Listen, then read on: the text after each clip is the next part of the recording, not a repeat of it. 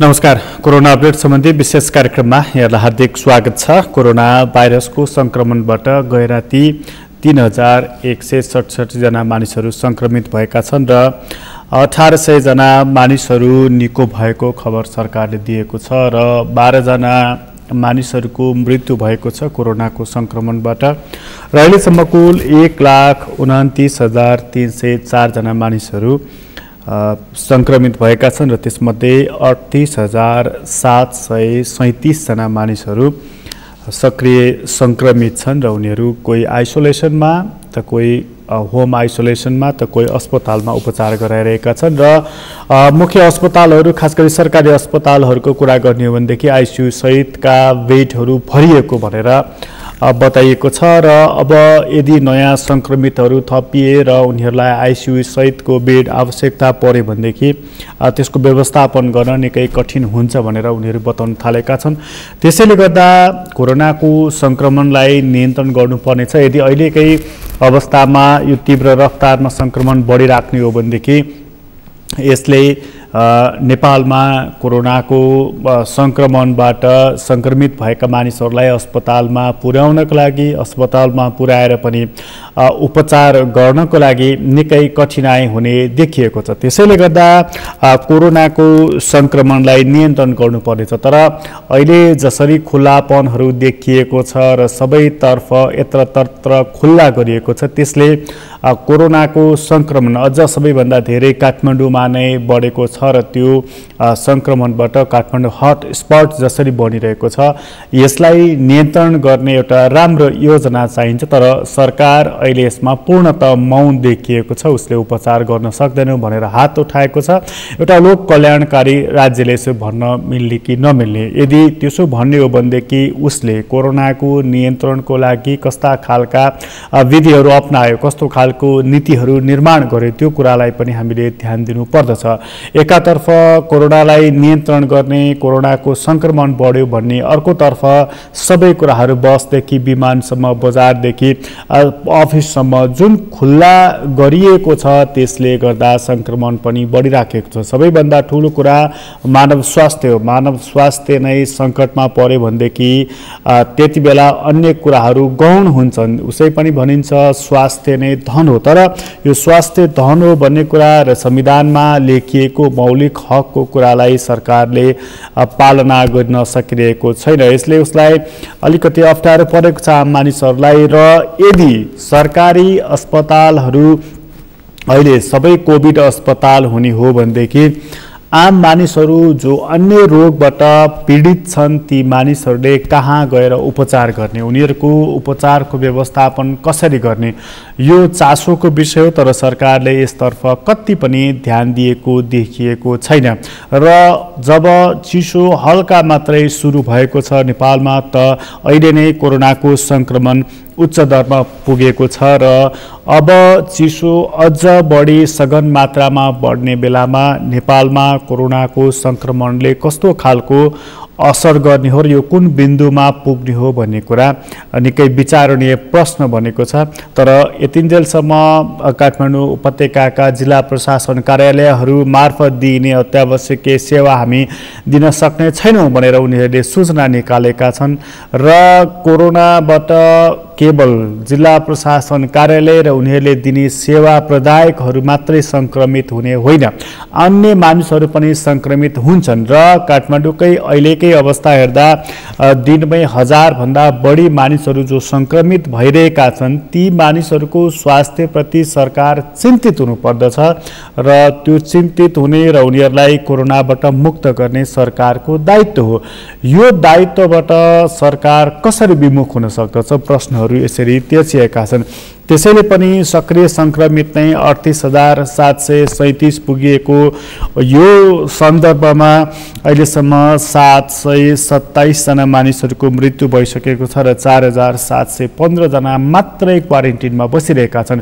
यसको मतलब अहिले भारत या अन्य कुनै मुलुकबाट आएका मानिसहरूलाई उनीहरूलाई क्वारेन्टिनमा राखिएको छैन र नेपालकै एक जिल्लाबाट अर्को जिल्लामा गएका मानिसहरू पनि निर्बाध रूपमा यात्रा गरिरहेका छन् र उनीहरू यात्रा गरिरहँदाखेरि कोरोना सङ्क्रमण भएको ठाउँबाट अन्य ठाउँमा जाँदा त्यो सङ्क्रमण त्यो अन्य ठाउँमा पनि पर्न सक्दछ। यो तर्फ कति पनि ध्यान दिएको छैन। क्वारेन्टिनको व्यवस्थापनमा कठिनाई हुन्छ भन्दै सरकार पन्छिएको हो, स्थानीय पालिकाहरू पन्छिएका हुन्, उपचार गर्न सरकार पनि पन्छिएको छ, परीक्षण गर्न पनि सरकार पन्छिएको छ। त्यसो भने सरकारले गर्ने चाहिँ के हो, यो प्रश्न पनि उत्तिकै महत्त्वपूर्ण रहेको छ। हामी कोरोना अपडेटमा आज कोरोनाको सङ्क्रमण र यसले पारेको असरको बारेमा कुराकानी गर्दैछौँ र अब चाडपर्व पनि नजिक आइसकेको हुनाले मानिसहरू यात्रा पनि अलिकति बेसी गर्न थालेका छन्। यस्तो बेलामा फेरि सवारी साधनहरूमा एक त चाप बढ्ने, दोस्रो कुरा त्यो चाप बढेकै कारणले दुर्घटनाहरू पनि निम्तिने यस्ता खालका घटनाहरू पनि भइरहेका छन्। त्यसैले हामी एकछिन उदयपुरतर्फ लाग्नेछौँ। उदयपुरमा सहकर्मी गणेश उप्रेती हुनुहुन्छ। गणेशजी, गणेशजी, अब यो कोरोनाको सङ्कटको बारेमा हामी चर्चा गर्दै थियौँ, तर आज त्यहाँ बस दुर्घटना भएको, मानिसहरूको मृत्यु भएको खबर पनि आएको छ। वास्तवमा त्यो के छ, त्यसको पछिल्लो विवरण के छ? प्रकाशजी, उदयपुरको चाहिँ सिद्धिचरण राजमार्ग अन्तर्गत कटारी नगरपालिका 14 भदौरे स्थित चाहिँ आज बिहान 1 बजेतिर चाहिँ भैरवाहाबाट ओखलढुङ्गातर्फ जाँदै गरेको 71 नम्बरको स्कर्पियो चाहिँ ब्रेक फेल भई दुर्घटना हुँदाखेरि चाहिँ 5 जनाको घटनास्थलमै मृत्यु भएको र 3 जना चाहिँ गम्भीर घाइते भएको अवस्था छ। खास गरी ओखलढुङ्गा माने भन्दाङ गाउँपालिका 9 मातापुर बस्ने अन्दाजी 45-46 वर्षको रामबहादुर सार्कीको घटनास्थलमै मृत्यु भएको छ। त्यस्तै गाउँपालिका बस्ने वर्ष 27 को कर्मी भन्ने कर्णबहादुर सार्कीको पनि घटनास्थलमै मृत्यु भएको छ। त्यसै गरी सोही गाउँपालिका बस्ने वर्ष 40 को खड्गबहादुर सार्की, त्यसै गरी सोही गाउँपालिका बस्ने वर्ष 35 की नरिमाया सार्की र उदयपुरको कटारी नगरपालिका 8 तिरिसी बस्ने 30 वर्षको महेश बहादुर विकल्पको चाहिँ घटनास्थलमै ज्यान गएको भनेर चाहिँ हामीलाई प्रहरीले जानकारी गराएको छ। र त्यो दुर्घटनामा चाहिँ 3 जनाको चाहिँ गम्भीर अवस्था रहेको छ र उहाँहरूको चाहिँ उदयपुर सहित विभिन्न अस्पतालहरूमा चाहिँ उपचार भइरहेको अवस्था छ। प्रकाश, अब जस्तो यो 5 जनाको मृत्यु भएको छ, 3 जना गम्भीर घाइते भएका छन्, घाइतेहरूको उपचार भइरहेको छ। यो 5 जनाको जो मृत्यु भएको छ नि गणेशजी, यो चाहिँ ओखलढुङ्गा माने भन्ज्याङकै पऱ्यो। अब जस्तो त्यो जुन स्कर्पियोको ब्रेक फेल भयो भनेको छ, वास्तविक अर्थमा भन्दाखेरि त्यो स्कर्पियोमा के ओभरलोड भएको कारणले हो कि अथवा के कारणले यत्रो ठुलो दुर्घटना भएको त्यहाँ? प्रकाशजी, खास गरी त्यो एकदम कटारी घुम्ने सडक खण्ड चाहिँ जुन सिद्धिचरण राजमार्ग अन्तर्गत पर्छ, त्यो सडक खण्ड चाहिँ एकदम जीर्ण अवस्थामा रहेको र खास गरी त्यहाँ धुलो धेरै मात्रामा भएको र पहाडी एरिया भएको कारणले गर्दाखेरि पनि दुर्घटना भएको भनेर हामी त्यहाँ अनुमान गर्न सक्छौँ। र जुन भैरवाबाट ओखलढुङ्गातर्फ जुन सवारी साधन आइरहेको थियो, त्यो सवारी साधन आउनु चाहिँ जुन ट्राफिकको समयमा भएको थियो, त्यो कारणले गर्दाखेरि पनि अब नयाँ ड्राइभर हुनसक्छ र पहाडको बाटोमा सवारी साधन चाहिँ चलाउन अलिक अप्ठ्यारो भएको कारणले गर्दाखेरि पनि अब उनले ब्रेक लाउन सकेन अथवा पहाडमा ठोक्याएर फसायो। यो चाहिँ प्रहरीले अनुसन्धान गरेर बताउला।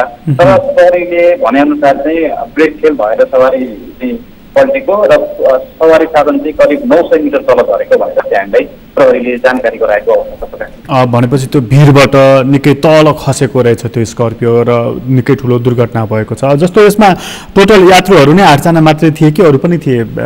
टोटल 8 जना मात्रै भएको चाहिँ हामीले जानकारी पाएको छौँ। प्रकाश, जुन व्यक्तिहरू भइरहेबाट चाहिँ ओखलढुङ्गातर्फ आउँदै हुनुहुन्थ्यो, उहाँहरू चाहिँ खास गरी भारतमा सीमावर्ती क्षेत्रहरूमा चाहिँ काम गर्ने र उहाँहरू चाहिँ नेपाल आएपश्चात चाहिँ सम्भवतः 14 दिन चाहिँ क्वारेन्टाइनमा बसेर आउनु भएको हो भनेर हामीले जानकारी प्राप्त गरेको छौँ। र उहाँहरू चाहिँ क्वारेन्टाइनबाट चाहिँ 14 दिन बस्नुभयो र त्यस पछाडिबाट उहाँहरू चाहिँ आजै राति चाहिँ फेरि सवारी साधन प्रयोग गरेर आउनु भएको हो भनेर चाहिँ अनुमान गरिएको प्रहरीले बताएको हो। भनेपछि उहाँहरू भारतबाट नेपाल आउनुभएको थियो, सायद दसैँ नजिक आएको हुनाले दसैँ मनाउनको लागि नेपाल फर्कनु भएको होला, आफ्नो ठाउँ फर्किनु भएको होला, यो खालको दुर्घटना भएको छ। अब यो दुर्घटनासँगै नि गणेशजी, अब जस्तो यो कोरोनाको सङ्क्रमणको बारेमा थोरै कुरा गर्दाखेरि चाहिँ उदयपुरको अवस्था चाहिँ कस्तो छ? प्रकाश, चाहिँ उदयपुरको अवस्था पछिल्लो समय हेर्दा मात्रै चाहिँ 24 जनाभन्दा बढीमा कोरोना सङ्क्रमणको पुष्टि भएको छ। यसरी हेर्दाखेरि उदयपुरमा समग्र रूपमा चाहिँ अहिलेसम्मको अवस्थामा हेर्नु पर्दाखेरि 170 जनाभन्दा बढीलाई कोरोना सङ्क्रमणको चाहिँ संख्या चाहिँ देखिएको छ, जसमध्ये 118 जनाभन्दा बढी निको भइरहनु भएको छ। र जति PCR परीक्षण गर्दै गयो त्यति नै कोरोना सङ्क्रमणहरूको सङ्ख्या दिनको दिन बढ्दै गइरहेको अवस्था छ। यसले चाहिँ अब थाइरोइड अवस्था चाहिँ अब सिर्जनापछि पनि भएको हामी अन्दाज गर्न सक्छौँ। खास गरी समुदाय स्तरमै कोरोना फैलिनै सक्यो र यसरी हेर्दाखेरि अब त परीक्षण पनि गर्ने कि नगर्ने कि भनेर नि स्वास्थ्य कार्यालयले नि आफै नै के अनुमोदन गरिरहेको अवस्था चाहिँ हामीले देखिरहेका छौँ। जस्तो स्वास्थ्य कार्यालयका प्रमुख मोहन शिवजीलाई मैले हिजो पनि सोधेको थिएँ, तर के गर्ने भन्दाखेरि उहाँले के भन्नु भएको थियो, लक्षणदेखि गरिरहेका कता परीक्षण गर्ने हो कि भनेर चाहिँ उहाँले भनिरहनु भएको छ।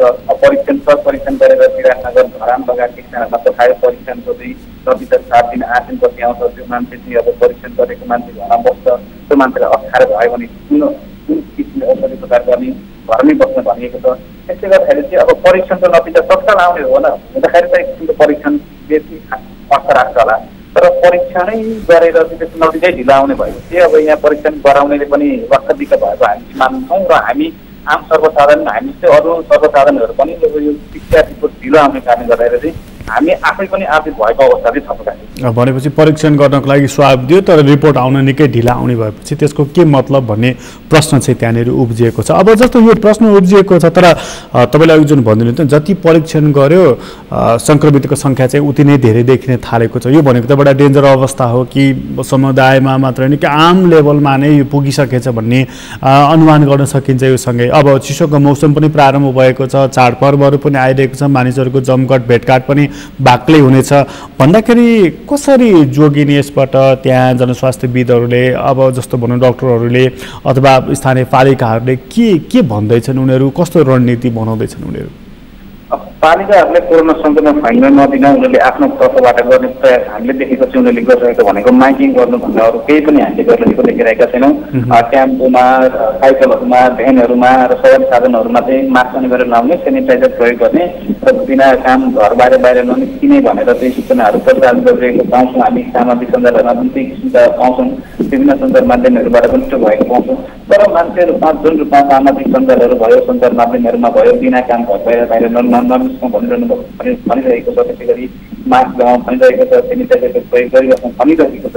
तर पनि मानिसहरू अब स्वभावमै पनि होला मान्छेहरूलाई कोरोनासँग त्यति धेरै डर नभएको कारणले गर्दाखेरि पनि हो कि अथवा मानिसहरू कामै पर्छ हो कि बजारमा अत्याधिक मात्रामा स्थानीय जनताहरू चाहिँ त्यति मात्रामा आएका हामीले पाइरहेका छौँ। खास गरी अब त मान्छेहरूलाई भन्न पनि अप्ठ्यारो हुने अवस्था पनि भइसक्यो। कतिपय मान्छेहरूलाई तपाईँले किन मास्क लगाउनु भएको छैन भन्ने सोद्धाखेरि मास्क लाउँदा साफ गर्ने अप्ठ्यारो भइसक्यो, किन मास्क लगाउनु भन्ने अवस्था पनि हामीले कतिपय देखिरहेका छौँ। तर सावधान हामी पनि त्यति धेरै चाहिँ अप्नाइरहेको पाइएको छैन, जसरी प्रशासनहरूले मास्क लगाउनको निम्ति आग्रह गरिरहेको अवस्था चाहिँ प्रकारले र उतैको आफूलाई स्थानीय तहहरूले सूचना चाहिँ माइकिङ गर्ने र सञ्चार माध्यमहरूमा चाहिँ सूचना प्रकाशन गर्नुभन्दा अरू कुनै पनि किसिमको निर्णयहरू गरिरहेको अवस्था छैन।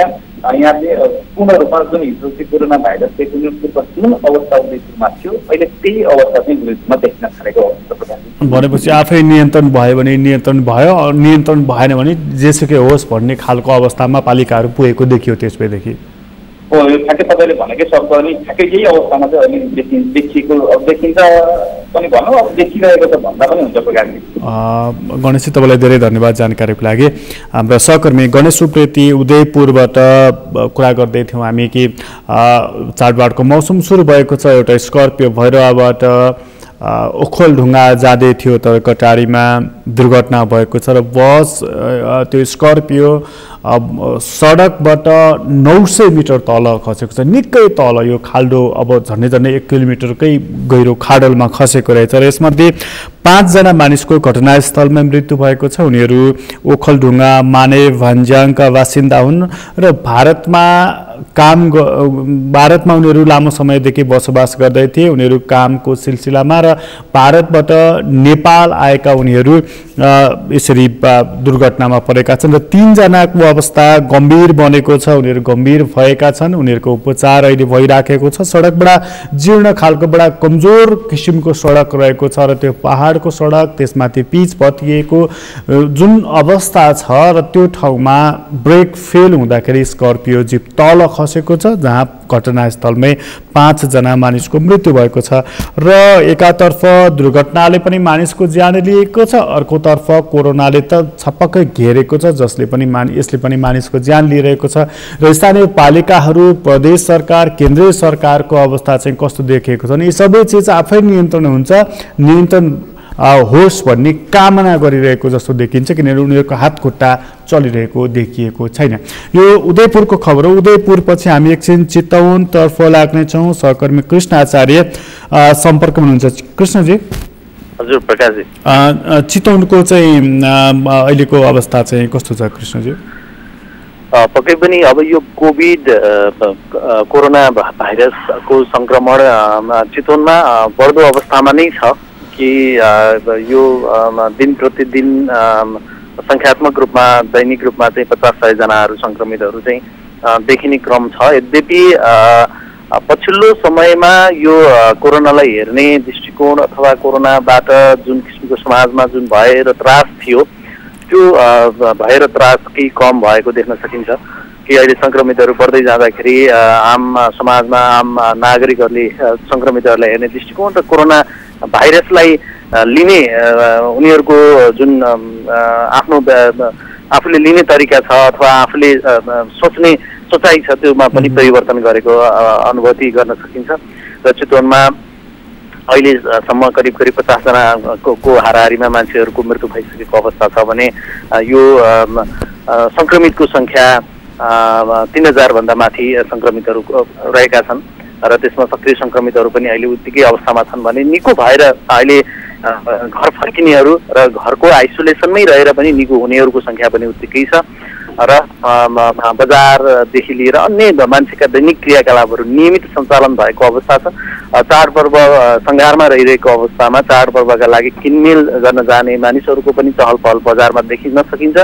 यद्यपि मास्क सामाजिक दूरी लगायतका कुराहरूलाई पनि जोड दिएको छ तर त्यो कुराहरू अपर्याप्त कार्यान्वयन हुन चाहिँ सकेको छैन। यद्यपि हरेक क्षेत्र हरेक संस्था हरेक निकाय हरेक पसलहरूले त्यो किसिमको व्यवस्था गरिरहेको चाहिँ देख्न सकिन्छ। प्रकाश कृष्णजी, जस्तो अब यो कोरोनाको हामीले धेरै चर्चा गरेका छौँ, देशभरि निकै ठुलो चर्चा भएको छ भनेको कि मानिसलाई बिस्तारै यो बानी पर्दै गएको हो त यो कोरोना यस्तै रहेछ यस्तै हो भन्ने खालको बानी परेको हो त अब त्यसपछि? पक्कै पनि अब यो सहजै अनुमान गर्न सकिन्छ, सहजै आकलन गर्न सकिन्छ कि कोरोना भन्ने कुरा चाहिँ अब धेरै जटिल धेरै अब यसबाट त्रसित हुनुपर्ने अवस्था छैन कि यसबाट सकेसम्म हामी जोगिनुपर्छ, सकेसम्म हामी यसलाई पचाउँदै जानुपर्छ र बच्नुपर्छ।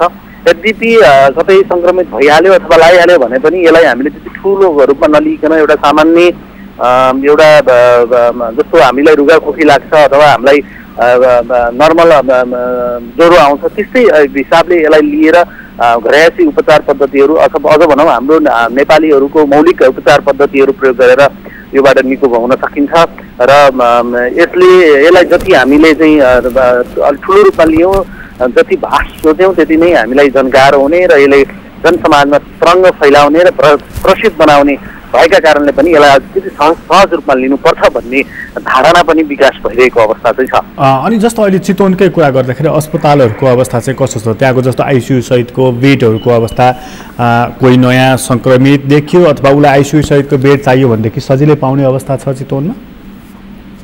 पक्कै पनि त्यो कुरामा चाहिँ गाह्रो छ कि चितवनमा सङ्क्रमितहरू चितवनका मात्र नभएर आसपासका जिल्लाहरूबाट पनि अझ भनौँ तराई क्षेत्रहरूका अधिकांश जिल्लाहरूबाट पनि चितवनमा बिरामीहरू ल्याउने भएका कारणले गर्दाखेरि यहाँका जुन कोभिडको उपचार गर्ने अस्पतालहरू छन्, एउटा भरतपुर अस्पताल, केन्द्रीय अस्पताल भरतपुर अस्पतालदेखि लिएर मेडिकल कलेज त्यस्तै गरेर क्यान्सर अस्पताल जहाँ कोभिडको उपचार PCR टेस्ट गरेपछि मात्र उपचार गरिएको छ ती अस्पतालहरूमा बिरामीहरूको भिड छ। अन्य अस्पतालहरूमा पनि कस्तो बिरामीहरूको भिड देख्न सकिन्छ भने तपाईँले भने जस्तो यो यो आइसियु र भेन्टिलेटरको चाहिँ अभाव छ भनेर यहाँका अस्पतालले बताएको अवस्था छ। सबै अस्पतालहरूले आइसियु भेन्टिलेटर प्याक रहेको भनेर पनि बताएको अवस्था छ। सङ्क्रमितहरू जटिल प्रकारका सङ्क्रमितहरू पनि बढेको भनेर अस्पतालहरूले बताइरहेको अवस्था छ। यद्यपि अस्पतालहरूले तयारी चाहिँ गरिरहेको अवस्था छ। अक्सिजनबाट मात्रै उपचार गर्नका लागि पनि उनीहरूले त्यो किसिमको तयारी गरिरहेका छन् कि सबै सङ्क्रमितहरूलाई आइसियुमै राख्नुपर्छ भन्ने छैन कि अक्सिजनको मात्र व्यवस्था गर्न सक्यो भने पनि यो उपचार पद्धति अलिकति सहज बनाउन सकिने र बिरामीहरूलाई पनि सहज हुने भएकाले गर्दाखेरि अक्सिजन मात्रै थपेर अथवा चाहिँ छुट्टै सङ्क्रमितहरूका लागि छुट्टै उपचार गर्ने ठाउँ क्षेत्र तोकेर पनि यो सङ्क्रमितहरूको उपचार गर्न सकिन्छ भन्ने उद्देश्यका साथ अस्पतालहरू लागेको देख्न सकिन्छ र अस्पतालहरूमा आउने बिरामीहरू अहिले पछिल्लो समयमा अलिकति जटिल भएर आएको भनेर चाहिँ अस्पतालहरूले बताएका छन्। नर्मल अवस्थामा चाहिँ मानिसहरू घरैसी उपचारमा र घरमै उपचार गरिरहेको भएका कारणले गर्दाखेरि पनि अलिक जटिल प्रकारका बिरामीहरू चाहिँ अस्पतालसम्म आइपुग्ने गरेका छन्। भनेको जस्तो कोही मानिसहरू चाहिँ अलिकति जस्तो होम आइसोलेसनमै बस्नेहरूको सङ्ख्या अहिले निकै ठुलो रहेको छ नि, उनीहरू आफै घरमा बस्ने, आफ्नै घरेलु उपचार गर्ने अथवा चाहिँ डक्टरको राय सल्लाह लिने। तर त्यो चितवनको अलिकति कुरा गर्दा त्यसरी घरमै आइसोलेसनमा बसेका मानिसहरू चाहिँ अस्पतालको कति सम्पर्कमा रहन्छन् अथवा अस्पतालले उनीहरूलाई कति सम्पर्क गर्छ, उनीहरूको स्वास्थ्य अवस्थाको बारेमा कति जानकारी लिन्छ, त्यस्तो केही गर्छ त त्यहाँ गरिएको छ? पक्कै पनि प्रकाशजी, अब यो अस्पतालले यसरी जानकारी लिने र अस्पतालहरू नियमित निगरानी गर्ने भन्ने कुरा चाहिँ छैन, किन भन्दा त्यो सम्भव पनि छैन। अहिले प्रत्येक स्थानीय तहहरू अझ भनौँ विशेष गरेर वडाले चाहिँ यसको नेतृत्व लिइरहेको देख्न सकिन्छ। अहिले स्थानीय पालिकाहरूको अझ भनौँ जुन सरकारले यो सङ्घीय संरचनामा गइसकेपछि स्थानीय सरकार जुन भनियो वडालाई, गाउँपालिकालाई, नगरपालिका, महानगरलाई, त्यसको पनि अझ बढी वडामा केन्द्रित भएको छ कि अधिकार अझ भनौँ भूमिका पनि वडाले निकै ठुलो भूमिका पाएको देख्न सकिन्छ र वडाले त्यो भूमिका निर्वाह गरिरहेको अवस्था पनि यो कोभिडले गर्दाखेरि स्थानीय सरकार अझ भनौँ वडा बढी त्यति पावरफुल र वडा सबैभन्दा आवश्यक निकाय भनेको वडा रहेछ भन्ने कुरा चाहिँ आम मानिसहरूलाई त्यो किसिमको चाहिँ अनुभूति भएको देख्न सकिन्छ कि वडाले हरेक सङ्क्रमितहरू, हरेक मानिसहरूलाई समस्या पर्दाखेरि प्रत्यक्ष रूपमा र नजिकबाट चाहिँ निहालेर त्यो समस्या समाधान गर्नका लागि भूमिका खेल्ने निकायको रूपमा चाहिँ अहिले स्थापित भएको देख्न सकिन्छ। र कोभिडको केसमा पनि वडाका जो जनप्रतिनिधिहरू छन् उनीहरूले नै अथवा त्यहाँका वडाका स्वास्थ्य कर्मीहरूले नै सङ्क्रमितहरूको अवस्था बुझ्ने र तिनीहरूको स्वाब सङ्कलनदेखि लिएर अन्य रेखदेखको र अन्य समस्याहरूको समाधान गर्ने कुराहरूमा चाहिँ वडाले नै निगरानी गरिरहेको देख्न सकिन्छ। यद्यपि अलिकति समस्या भएको खण्डमा र अलिकति जटिल प्रकृतिको अवस्था भएको खण्डमा चाहिँ अस्पतालहरू र स्वास्थ्य कर्मीहरूको नेटवर्किङ र त्यो निगरानी पनि रहिरहेको छ। यद्यपि अहिले अब हिजो मात्रै यहाँका प्रमुख जिल्ला अधिकारी नारायण प्रसाद भट्टराईसँग मैले कुरा गरेको थिएँ। उहाँले भन्दै हुनुहुन्थ्यो कि अब यो घर घरसम्म अब कोरोना पुगिसकेको छ, अब यो हाम्रो बहसमा चाहिँ छैन कोरोना, तर यद्यपि मानिसहरू आफै सचेत बन्नुपर्छ। अझ चाडपर्व नजिकै छ, चाडपर्वमा मान्छेहरू एकदेखि अर्को घरमा जाने, खानपिन गर्ने अथवा चाहिँ रमाइलो गर्ने त्यो अवस्था अहिले छैन। अहिले घरमै जति सक्दो सुरक्षित भएर बसौँ, घरमै का सदस्यहरूले मात्र दसैँ मनाऊ, बाहिरी वातावरणमा अथवा बाहिरी आफन्तहरूकोमा नजाउँ भन्ने उहाँले सन्देश पनि दिनुभएको अवस्था थियो र प्रशासनले त्यही अनुसार निर्देशन पनि गरेको छ। चितवन प्रशासनले घरमै बसौँ, घरमै दसैँ मनाऊ, बाहिर अनावश्यक रूपमा चाहिँ काम नपरिकन लखर लखर चाहिँ बजार नडुलाउँ भनेर निर्देश गरेको अवस्था छ र त्यही अनुसार नै यो चाडपर्वमा पनि आम नागरिकहरूले त्यही नियम पालना गर्नुपर्ने चाहिँ देखिन्छ। कृष्णजी, तपाईँलाई धेरै धन्यवाद जानकारीको लागि।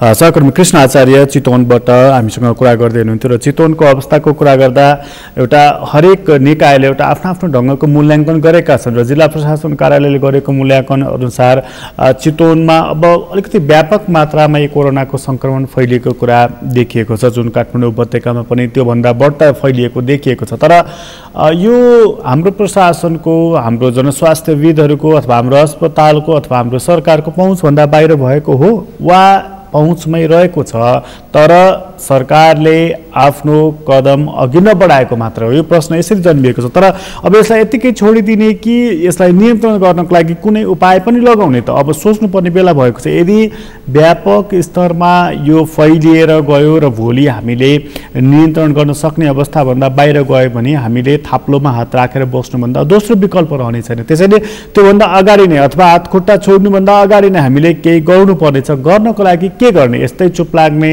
मौन बस्ने, नाकमुख लुकाएर बस्ने, भाग्दै हिँड्ने, हामी त केही पनि गर्न सक्दैनौँ भनेर हात उठाउने वा केही गर्ने, यो चाहिँ बडा महत्त्वपूर्ण प्रश्न बनेको छ।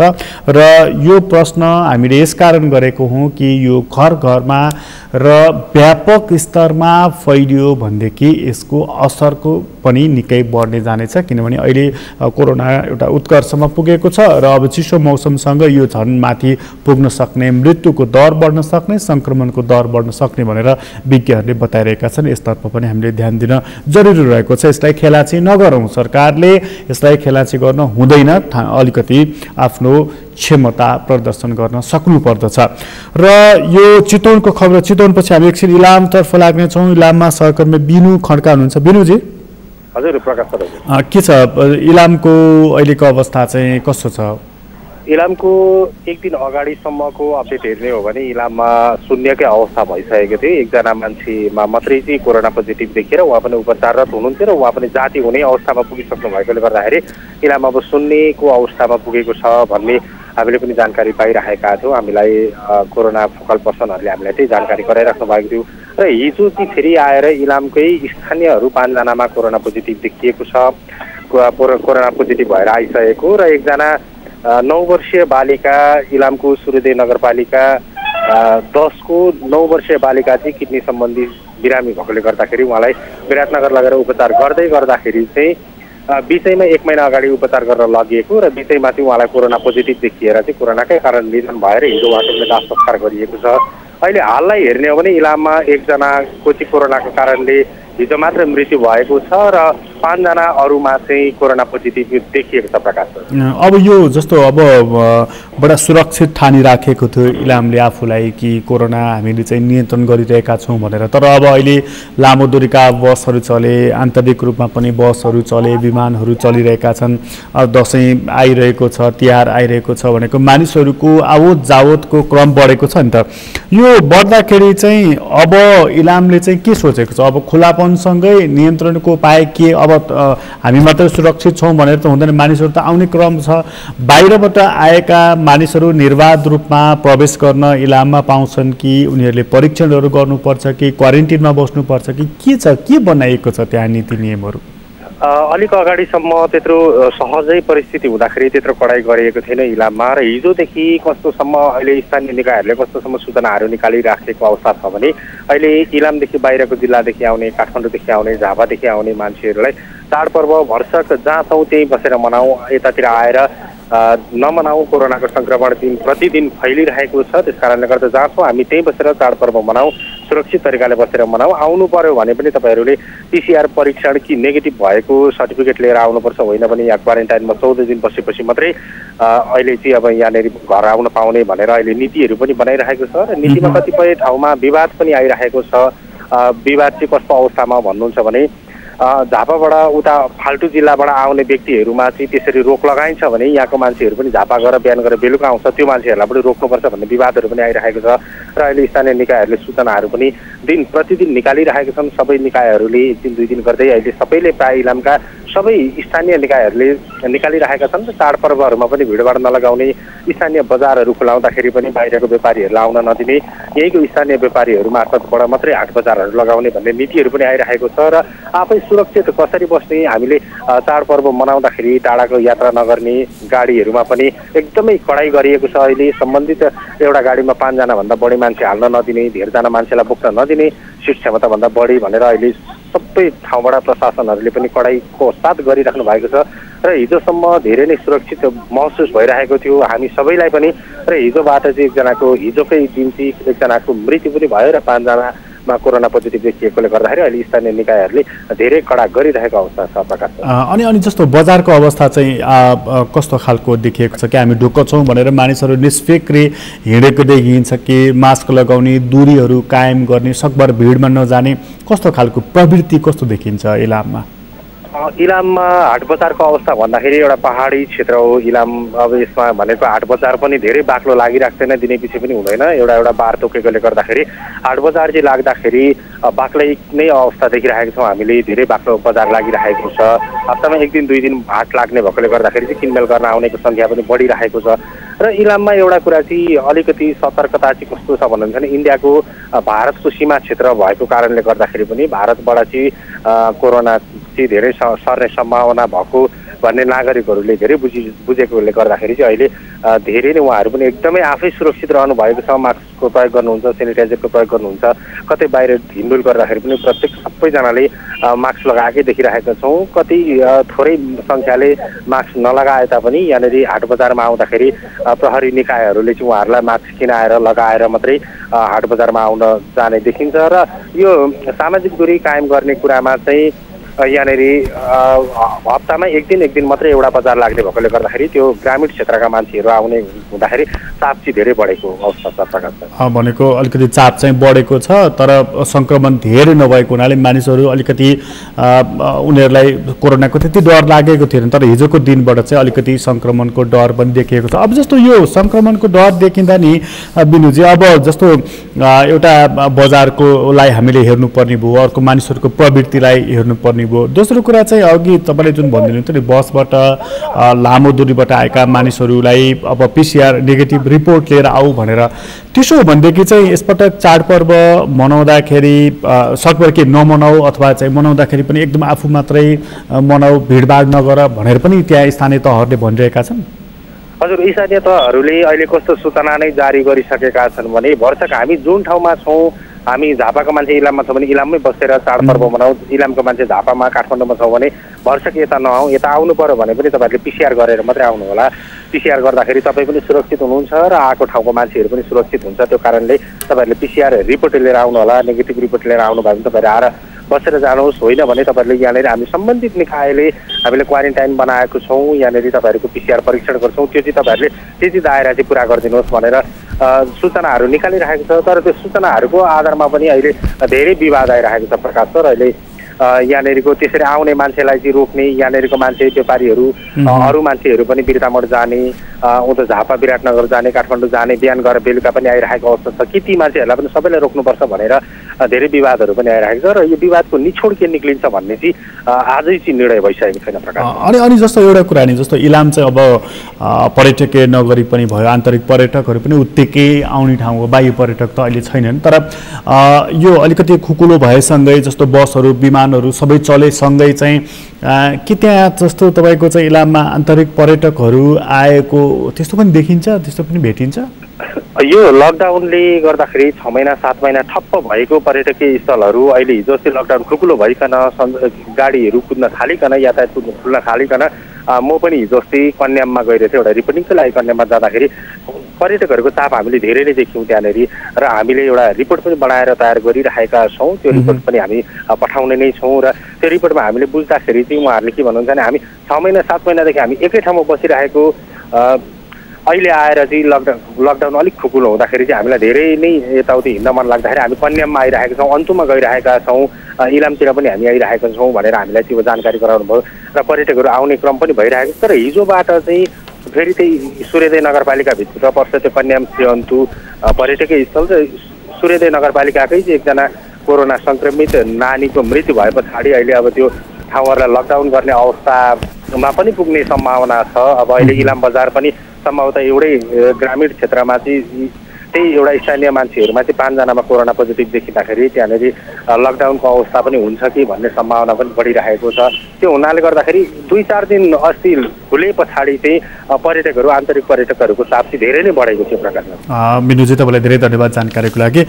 सहकर्मी बिनु खड्का इलामबाट हामी कुरा गर्दै थियौँ। र इलामको अवस्थाको बारेमा जब लकडाउन अलिकति खुलकुलो भयो त्यसपछि इलामका केही महत्त्वपूर्ण स्थलहरूमा आन्तरिक पर्यटकहरू पनि यसो आउने जाने फाटाफुट त्यस्तो देखिन थालेको थियो। तर हिजोको दिनमा एकजना 9 वर्षीय बालिकाको निधन भयो कोरोना सङ्क्रमणकै कारणले, र अन्य 5 जना मानिसहरू सङ्क्रमित देखा परे। जबकि यसभन्दा अगाडि अस्तिको दिनसम्म इलामले आफूलाई सुरक्षित ठानेको थियो, कोरोनाको सङ्क्रमण पनि त्यो स्तरमा देखिएको थिएन। तर एकै दिन निधन पनि, एकै दिन सङ्क्रमणको दर पनि हत्तै बढिसकेपछि अब के गर्ने भनेर प्रश्न उठेको छ। स्थानीय पालिकाहरूले सूचना जारी गरेका छन्, काठमाडौँ लगायतका ठाउँहरूबाट इलाम जाने मानिसहरूलाई सकभर नआऊ, आउनु परे PCR नेगेटिभ रिपोर्ट लिएर आऊ भनेर उनीहरूले भनिरहेका छन्।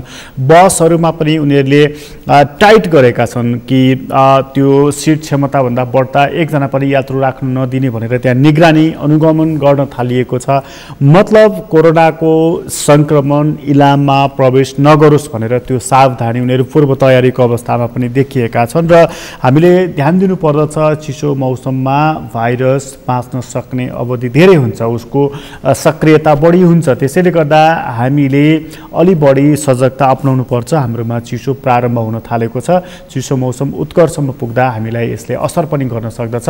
त्योभन्दा पहिले नै हामीले एउटा तयारी गर्नुपर्छ। 6 महिना त खेर गएको छ, अबको अवधि पनि हामीले सदुपयोग गर्न सक्यौँ भनेदेखि राम्रै हुनेछ। अहिलेको लागि कोरोना अपडेट सम्बन्धी विशेष कार्यक्रम यति नै। कार्यक्रमबाट म प्रकाश गिरीलाई बिदा दिनुहोस्। सगरमाथा टेलिभिजन हेर्दै गर्नुहोला। नमस्कार।